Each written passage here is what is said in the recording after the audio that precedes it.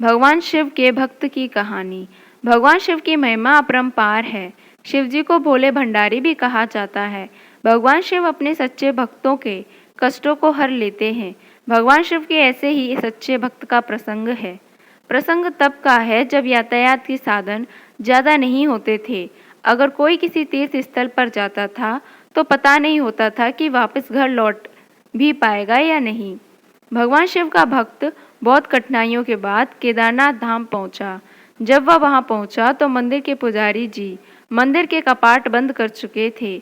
उसने पुजारी जी से बहुत विनती की, उस समय और कठिनाइयां सह कर महीनों बाद यहाँ पहुंचा हूँ, आप कृपया मुझे दर्शन करने दें।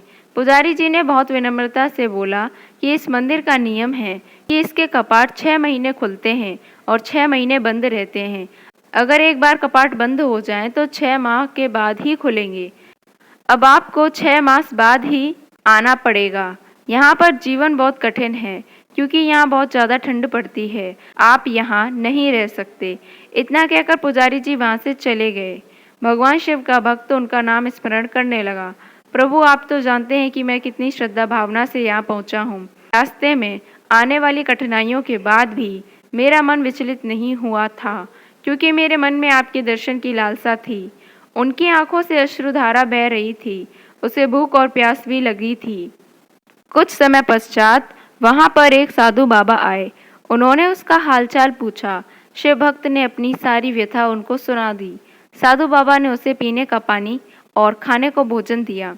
उसे हौसला दिया कि मुझे विश्वास है कि कल मंदिर के कपाट अवश्य खुलेंगे। साधु बाबा से बात करते करते कब शिव भक्त को नींद आ गई, उसे पता ही नहीं चला।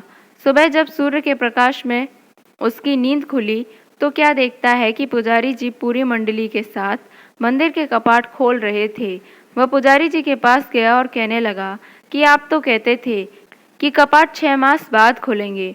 पंडित जी को उस भक्त का स्मरण आया कि इसने मुझसे कपाट खोलने की विनती की थी। पंडित जी ने कहा, मैं तो 6 मास के बाद ही आया हूँ। फिर शिव भक्त ने पंडित जी के जाने के बाद एक साधु बाबा से मिलने का पूरा प्रसंग सुनाया। पूरा वृतांत सुनकर पुजारी जी स्तब्ध थे। कोई 6 मास तक बिना किसी साधन के इस ठंड में कैसे जीवित रह सकता है। पुजारी जी उस भक्त के चरणों में गिर गए।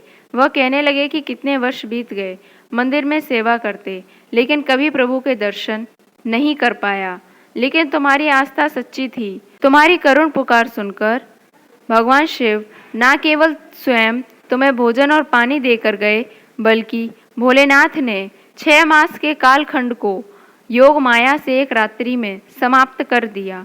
सच ही कहते हैं कि ईश्वर की भक्ति इतनी सच्ची आस्था से करो कि अगर कष्ट तुम पर हो तो फिक्र ईश्वर को हो कि भक्त को कष्ट से कैसे उबारना है। ओम नमः शिवाय। हर हर महादेव।